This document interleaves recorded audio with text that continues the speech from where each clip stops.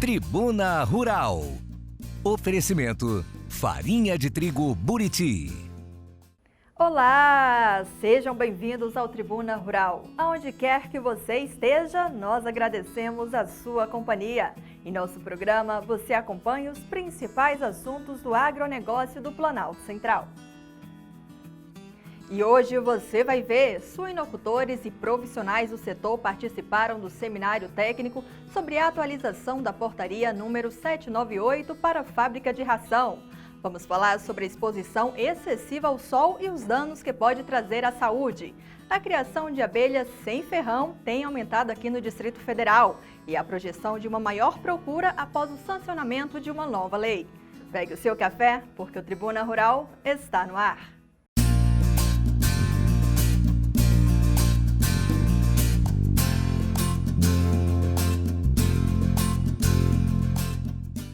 O Distrito Federal recebeu na última semana um seminário técnico sobre a atualização da portaria número 798 para a fábrica de ração.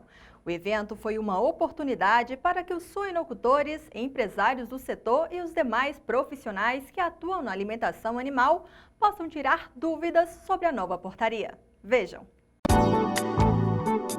A Associação Brasileira dos Criadores de Suínos, em conjunto com parceiros, realizou o seminário técnico Fábrica de Ração, colocando em prática a portaria SDA número 798 de 2023 na alimentação animal. O seminário faz parte da série de encontros que vem acontecendo em diversos estados produtores da suinocultura. A gente já percorreu vários estados aí e hoje nós estamos aqui no DF, né? Então, isso está tendo a participação da BCS, que é a Associação Brasileira dos Criadores de Suíno, né, em nível nacional.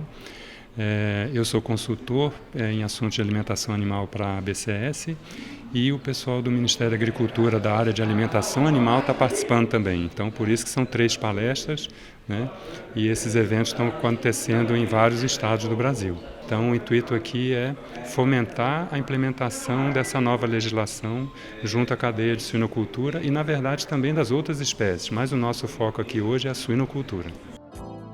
O evento teve como objetivo levar informações aos produtores de suínos, esclarecer a nova portaria e mostrar aos suinocultores como será a implementação dentro das fábricas de ração. Há muitos produtores que têm suas fábricas de ração, né, e comercializam ali localmente, né, porque tem um rebanho significativo e tem a sua produção local, produção própria. Então, o nosso intuito com esses seminários, como está havendo muitas modificações nas normativas do Ministério da Agricultura com relação à fábrica de ração, levar conhecimento para esses produtores, desmitificar, tornar essa nova norma, que é a portaria 798, uma norma simples de entendimento, né? Porque muitas vezes se cria uma ideia errônea e às vezes ela é muito simples, né? Como, por exemplo, requisitos de ter toda a fábrica de ração, tem que ter o seu manual de boas práticas, né, de fabricação da ração. Então a gente debate bastante os requisitos necessários para esses produtores solicitar autorização via Ministério da Agricultura e estarem, né, legalmente amparados, né, em relação às novas normas que foram estabelecidas e que tem o prazo até agora, o dia 28 de novembro desse ano. Todo alimento está relacionado ao consumidor, né, e com o impacto que tem na vida, na saúde do consumidor.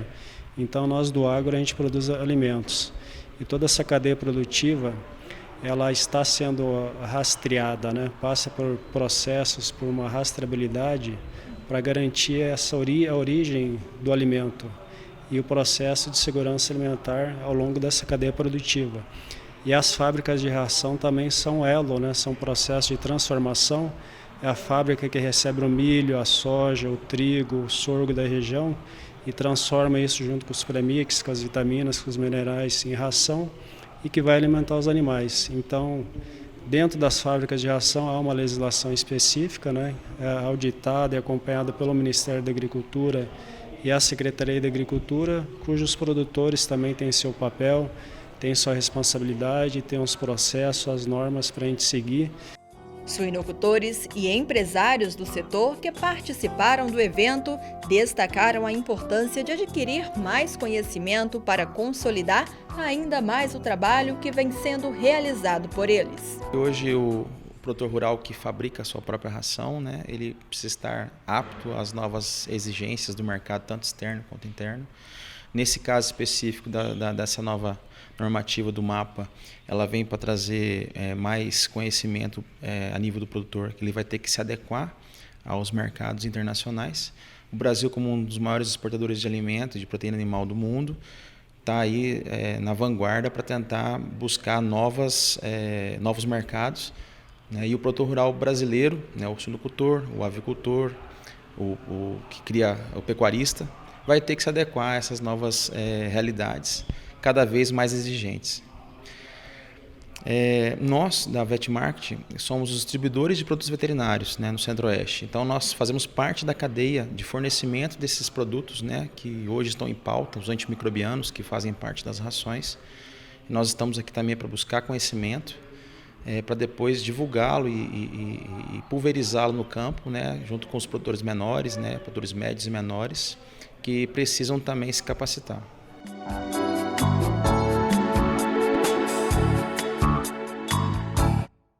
Sem dúvida, foi um ganho de conhecimento para todos os envolvidos na cadeia da suinocultura. Vamos falar agora sobre um assunto muito importante e de interesse de todos, principalmente dos trabalhadores rurais: a exposição excessiva ao sol e os danos que pode trazer à saúde. Sabemos que a exposição solar sem proteção é um dos principais fatores de risco para a causa de doenças de pele, como, por exemplo, o câncer de pele. Vamos ver. Trabalhar diariamente com exposição ao sol exige cuidados redobrados com a pele. Isso porque a exposição excessiva pode trazer uma série de doenças. Os trabalhadores rurais que trabalham a céu aberto devem ficar em alerta.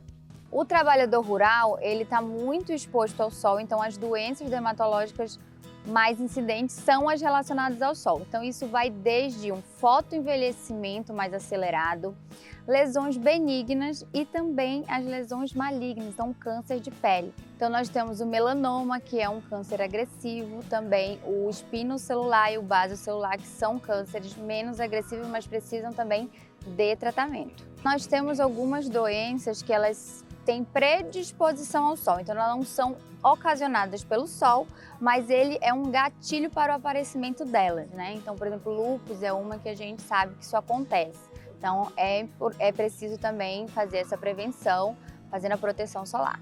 Ao menor sinal causado pelos raios solares, os produtores devem procurar o profissional de saúde. O trabalhador ele tem que ficar atento a qualquer lesão que apareça no corpo, principalmente se for uma mancha escura, apareceu há pouco tempo, está com crescimento rápido, está com múltiplas cores, precisa ir de um alerta, precisa procurar um dermatologista. Assim como qualquer casquinha que não cicatriza, feridinha que não cicatriza, lesão que sangra, também são lesões que precisam ser investigadas. Então, assim, o dermatologista é o médico apropriado para fazer essa investigação. Existe um exame chamado dermatoscopia, que faz a avaliação completa dessa lesão. E aí sim vai ser feito o tratamento adequado de acordo com o diagnóstico do paciente. Seja em dias ensolarados ou até mesmo em dias nublados, a radiação solar não desaparece, o que pode ocasionar danos à saúde. Por isso, o cuidado com a pele é indispensável. Quando a gente fala dessas doenças relacionadas ao sol, o principal vai ser o protetor solar, né? Então esse protetor solar tem que ser utilizado todos os dias, tem que ser reaplicado durante o dia. Então, além do protetor solar, também algumas ações como o uso de chapéu, boné para proteger a cabeça. Hoje a gente tem muita roupa de proteção UV, então ela também pode estar sendo utilizada. Então, é necessário fazer essa prevenção contra o sol. Em relação ao protetor solar, hoje em dia a gente tem uma variedade de protetor solar. Ele pode ser com cor, pode ser sem cor. O que eu geralmente recomendo? O fator de proteção, ele seja superior a 50 e também a aplicação seja feita da forma correta e sendo repetido durante o dia, então sendo reaplicado durante o dia. Quando a gente fala, por exemplo, para face, vou dar uma dica para vocês, a gente pode utilizar os dedos para conferir se a quantidade desse protetor solar é correta. Então a gente aplica, por exemplo, em 3 dedos e essa quantidade espalhada pelos 3 dedos é o suficiente para você fazer a proteção do rosto e do pescoço. Na Fazenda Malunga, o bem-estar e a saúde dos trabalhadores rurais é uma das prioridades. Os colaboradores são instruídos a fazer o uso correto dos produtos que vão protegê-los dos efeitos nocivos da exposição ao sol.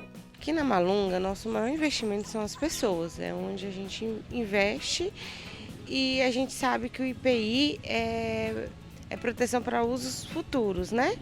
Então, se todo funcionário que entra, ele passa por integração, onde a gente entrega o kit de IPI, que nele contém o chapéu árabe, camiseta com proteção solar, né? E a bota. E a gente também faz a conscientização, né, do uso obrigatório do protetor solar, que ele tem que ser passado todos os dias, pela manhã e na parte da tarde. A gente tem um recipientezinho que sempre está cheio e a gente explica que eles precisam se prevenir para problemas futuros, né? Hoje às vezes as pessoas não têm essa preocupação, mas lá na frente começa a aparecer algumas coisas, como câncer de pele e outras coisas.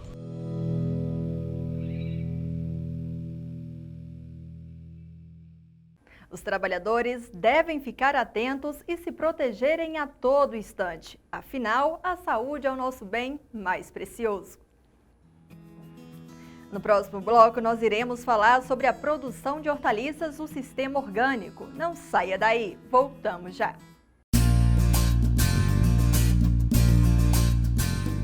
Produzida totalmente nas terras do coração do Brasil, pela Cooperativa Agropecuária da região do Distrito Federal Copadef. A farinha de trigo Buriti tem sabor e aroma inigualáveis, que são a expressão perfeita da qualidade que vai desde o plantio do trigo até a sua mesa. O moinho da farinha Buriti segue os mais rigorosos padrões de seleção e processamento. Tudo para oferecer uma farinha de trigo de excelência perfeita para massas, pães, tortas e doces. Experimente e comprove. Farinha de trigo Buriti, orgulho dos brasilienses, sabor de qualidade para a sua mesa.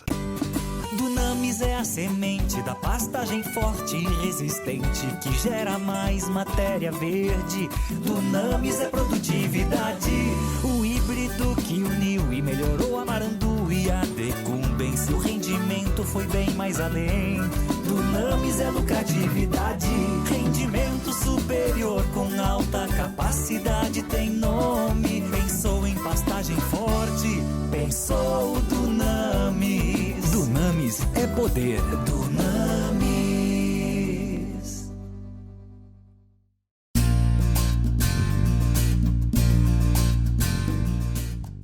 Acompanhe agora a nossa agenda de eventos que tem o apoio da Agroagenda. Vem aí a 4ª edição do Show Rural Copavel de Inverno, de 22 a 24 de agosto, na área de 72 hectares, que a cooperativa mantém às margens da BR-277, em Cascavel, na saída para Curitiba. O acesso ao Parque do Show Rural Copavel de Inverno acontecerá a partir das 8 horas e é gratuito. Após 5 edições, o AgroBeat Brasil 2023 vem com tudo, mostrando que o setor do agronegócio é cada vez mais inovador. O evento acontecerá nos dias 7 e 8 de novembro, no Parque de Exposições Governador Ney Braga, em Londrina, Paraná. Vem aí o 8º Encontro Nacional da Cultura do Milho. O evento vai abordar e interligar as temáticas de mercado como fertilidade, sistemas de produção, fitossanidade, sustentabilidade e tendências no cultivo do milho a partir de profissionais qualificados e experientes no assunto. O encontro acontece em Rio Verde, Goiás. Vai acontecer entre os dias 24 e 26 de agosto em Charqueada, cidade do interior do estado de São Paulo, a Agrocaipira Show, maior feira do agronegócio já realizada na região metropolitana de Piracicaba e na macro-região de Campinas. Nesta reportagem, nós iremos falar sobre a cultura do tomate, cenoura e o brócolis japonês cultivadas no sistema orgânico. Na Fazenda Malunga, essas hortaliças são colhidas semanalmente para que não falte na mesa do consumidor. São elas que abastecem a nossa capital e as regiões próximas. A produção de alimentos orgânicos contribui tanto na qualidade de vida de quem trabalha com o manuseio do alimento no campo, quanto na saúde de quem consome. Isso porque são alimentos livres de químicos. E na Fazenda Malunga, a produção não para. Por lá, são produzidas mais de 30 culturas, que abastecem supermercados no DF e nas regiões próximas. Aqui na Fazenda Malunga hoje são cultivados em médias de 35 tipos de culturas. Lógico que em algumas épocas do ano chega às 35 e às vezes a gente chega a 28, 30, porque tem algumas culturas tipo couve-flor e milho que em algumas épocas do ano não são plantadas. A Malunga sempre inovando, né? Busca aí parcerias também, né? Certificadas, né? Certinho, que produz, que faz o alimento orgânico. Então, está sempre buscando parcerias, inclusive parcerias com frutas, né? Que aqui a gente não produz frutas, então tem também parcerias com produtores do Nordeste que fornecem frutas para a Malunga. Dentro da fazenda, o trabalho é dividido em setores e cada gerente forma a sua equipe. O Cláudio fica responsável por gerenciar 25 culturas produzidas em campo aberto. E dentre tanta variedade, escolheu falar sobre a cultura e o manejo da cenoura e do brócolis japonês. Essa cenoura aqui já é um material de inverno, né? Então a gente trabalha com 2 estações, inverno e verão, então são materiais diferentes. Para atender essa demanda do comercial, a gente está sempre em busca de atender bem o cliente, e para isso a gente vai testando materiais novos que têm potencial cada vez mais de produtivos, né? Então tem um material para o verão e tem material para inverno. A cenoura a gente colhe 3 vezes na semana, segunda, quarta e sexta. E o planejamento de plantio é uma vez por semana. Nosso plantio é toda terça-feira. Hoje a gente planta aproximadamente 10 mil mudas por semana. Estamos com uma ótima produtividade hoje na Fazenda Malunga. Estamos colhendo 8.928 brócolis japonês por semana. Certo? Estamos com uma produtividade de 4 por metro quadrado. Como vocês estão vendo aí, estão um brócolis muito bonito, muito visível. Assim a gente não deixa perder, a gente colhe no tempo certo.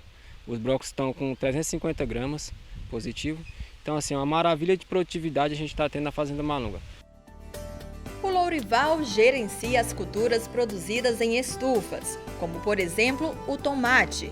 Ele nos fala sobre a produção em larga escala e o custo de produção. Aqui a gente planta em quantias maior 4 variedades de tomate. Aqui a gente produz o Sweet Grape, o Monte Liga, né, que é um tomate italiano, o Monza e o Tronos, que a gente planta Sweet e o italiano em quantias maiores e outros que estão em teste. A gente está sempre testando, né, e apresentando produtos novos para o cliente. Aí que em grande quantia a gente tem 4 variedades. A colheita geralmente a gente colhe 3 vezes por semana, que a gente colhe em quantia maior, que aí o pessoal do PEC estoca para poder vender a semana toda, para durar os 6 dias de vendas. O custo de produção de tomate é um custo alto devido à questão da muda, né? A muda ela necessita de ser enxertada, porque estufa é um ambiente fechado e a gente passa muito tempo produzindo no mesmo local e acaba tendo alguns tipos de doença de solo, né? A gente faz rotação de cultura, faz adubação verde, faz blend, mas acaba que a gente tem algumas doenças de solo, tipo nematóide e algumas outras, e é necessário ter uma muda enxertada, que é uma muda mais resistente, né, a alguns tipos de praga.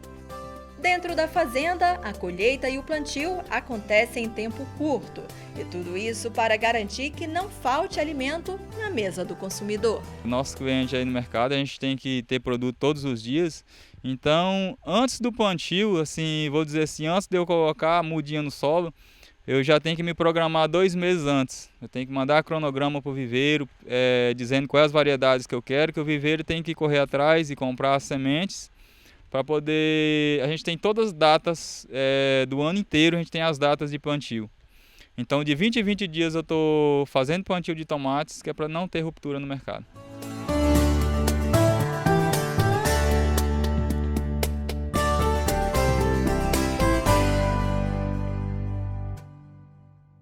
Logo mais nós iremos mostrar aqui o projeto de turismo rural que está em fase de desenvolvimento na Fazenda Malunga.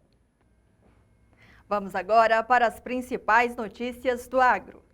O valor bruto da produção agropecuária deste ano, com base nas informações de julho, é de 1,135 trilhão de reais, alta de 1,9% em relação ao ano de 2022. As lavouras cresceram 4% e a pecuária reduziu seu crescimento em 2,9%.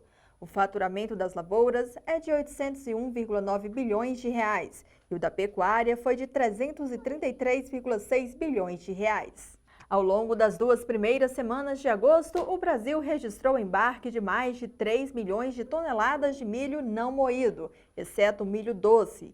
De acordo com o novo reporte da Secretaria de Comércio Exterior, isso já representa 42,2% do total exportado em agosto de 2022. Segundo análise do CPEA, após quedas nos preços da carne de frango desde março deste ano no mercado brasileiro, os valores voltaram a reagir neste começo de agosto. Segundo colaboradores consultados pelo CPEA, o movimento é resultado do enxugamento da oferta de carne, principal fator da pressão sobre os preços.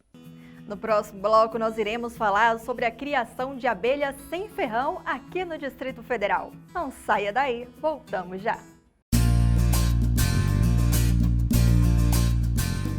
Produzida totalmente nas terras do coração do Brasil, pela Cooperativa Agropecuária da região do Distrito Federal Coppadef. A farinha de trigo Buriti tem sabor e aroma inigualáveis, que são a expressão perfeita da qualidade que vai desde o plantio do trigo até a sua mesa. O moinho da farinha Buriti segue os mais rigorosos padrões de seleção e processamento. Tudo para oferecer uma farinha de trigo de excelência perfeita para massas, pães, tortas e doces. Experimente e comprove. Farinha de trigo Buriti. Orgulho dos brasilienses. Sabor de qualidade para a sua mesa.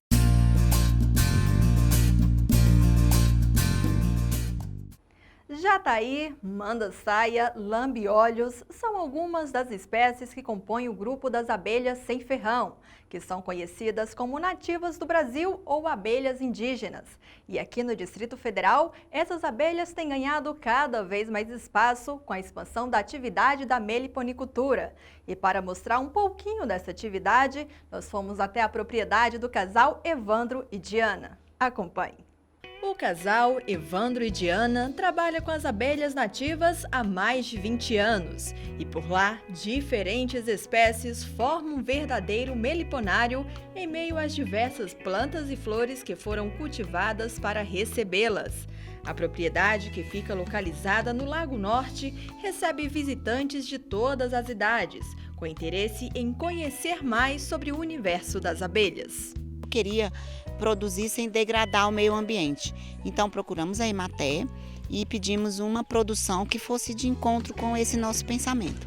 Então surgiu, essa ideia da meliponicultura para que a gente pudesse fortalecer. Então já tem uns 20, 25 anos que a gente trabalha, mas aí nós montamos um grupo, através dessa assistência técnica, montamos um grupo e aí esse trabalho ele foi aumentando não só para a nossa região, mas para Brasília como um todo. Aqui nós montamos uma pequena agrofloresta, porque aqui nós temos 2.500 metros nesse espaço. Na verdade, a nossa propriedade é 5.000 metros. E aí nós dividimos, então colocamos essa parte aqui com essa agrofloresta, pensando nas abelhas. Aqui nós temos plantas nativas como os ipês, as frutíferas, mangas e várias outras espécies, e as melíferas, que são as flores, os odontonemas, coroas de Cristo e muitas outras. Aqui nós temos uma pequena trilha de mel e recebemos vários visitantes, desde adultos que querem aprender e ver como funciona a trilha, a colmeia, a implantação da meliponicultura, quanto escolas. E então assim a gente ensina para as crianças como cuidar desde a plantação, da preservação, até como vivem as abelhas. E aqui no Distrito Federal, a meliponicultura vem se destacando e há projeção que a atividade cresça ainda mais com o recente sancionamento da Lei nº 7.311. A meliponicultura no Distrito Federal tem apresentado destaque nos últimos 5, 6 anos. Tem criadores como a Diana aqui, o Evandro, que já criam há mais de 15 anos. Mas nos últimos 5 anos é que o Distrito Federal vem mostrando essa aptidão. Não é só aqui na Serrinha do Paranoá, tem criadores espalhados no Distrito Federal inteiro. Na Emater nós temos cadastrado como produtores em torno de 70 criadores, mas nos grupos que a gente acompanha, os treinamentos que a gente tem feito aí, já tem mais de 200 pessoas iniciando a atividade. Então tem essa propriedade e mais umas 40, 50 propriedades em volta criando abelhas com esse objetivo de produzir e oferecer mel à comunidade. Recentemente foi publicada uma legislação pelo governo federal que mostra 2 caminhos que essa atividade pode seguir. Um preservacionista, que é a questão de quem cria apenas como animal para ajudar no trabalho de preservação, né? Você tem animais no quintal, vamos dizer assim, apenas polinizando, né? Mas tem a questão do lado econômico e essas pessoas podem agora, à medida que essa lei for regulamentada, criar em grande quantidade para produção e comercialização de mel. Quer dizer, não só de mel, da colônia, né? Você pode comercializar tudo que a colônia puder produzir, né? As crias, o mel, o pólen, própolis. As abelhas nativas possuem comportamentos que facilitam o manejo. Em razão disso, são facilmente criadas na varanda de casa ou até mesmo do apartamento. O manejo dela, por ela ser uma abelha sem ferrão, tem algumas que ela é um pouco defensiva, né? Então, ela incomoda um pouco a gente, mas a gente, por cautela, a gente só mexe nela quando ela está num período mais calmo, de manhã pela manhã, que ela ainda está frio, ela não está totalmente fora da caixa. Então a gente tem essas cautelas aí, mas ela é uma abelha muito boa para ter em casa, para ter no jardim, para ter na varanda. Ela normalmente anda 1000 metros para buscar alimento, até 1000 metros. Então vamos supor, você tem uma caixinha na tua varanda no apartamento. Essa abelha ela vai buscar alimento em vários locais a 1000 metros, até 1000 metros de distância. Então não quer dizer que você tenha que ter o alimento só naquele local. E durante a nossa entrevista, Evandro fez questão de nos mostrar como é feita a transferência das abelhas capturadas por uma isca feita por ele para a casinha nova. A partir do momento que há uma captura, que uma princesa entra aqui e cria uma nova colmeia dentro da isca, a gente conta 4 meses por segurança e depois faz a transferência que a gente fez. As caixinhas normalmente elas são caixas ímpares, são módulos, ninho sobre ninho, e essa aqui é a melgueira. Na transferência a gente não usa a melgueira ainda não. Por quê? Porque a gente vai deixar ela no ninho sobre ninho para ela ficar até o final do sobreninho uma reserva para a colmeia, sem que a gente use a reserva dela. A partir do momento que ela chegar aqui no acetato, aqui nessa parte em cima, aqui, a gente introduz a melgueira. Aí que acontece, a gente só vai retirar o mel em excesso que subir na melgueira. Nunca mexe no ninho, no sobreninho. Então é uma coisa muito interessante que a gente não mexe com a reserva dela.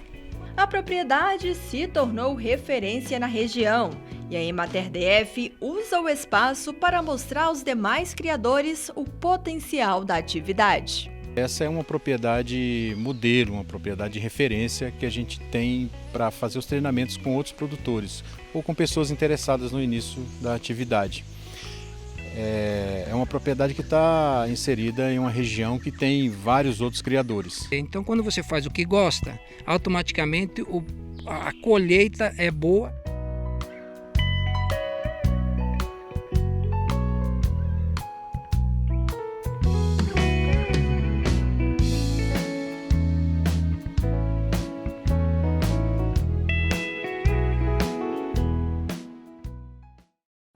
Em breve nós iremos falar mais sobre essa atividade que está em franca expansão aqui no DF. Nós nos despedimos por aqui. Agradecemos pela sua companhia e eu convido você para continuar conectado com a gente em nossas redes sociais e em nosso canal do YouTube. Deixe o seu like e ative o sininho das notificações. Um forte abraço a todos vocês que estão sempre aí, ligadinhos no Tribuna Rural. Até domingo que vem. Tchau, tchau, pessoal!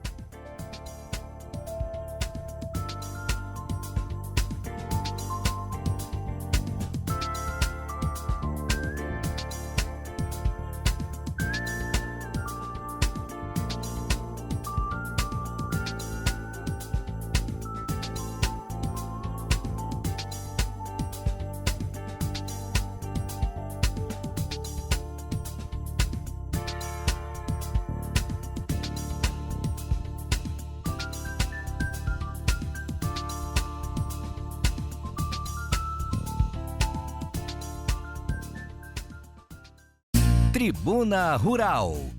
Oferecimento: farinha de trigo Buriti.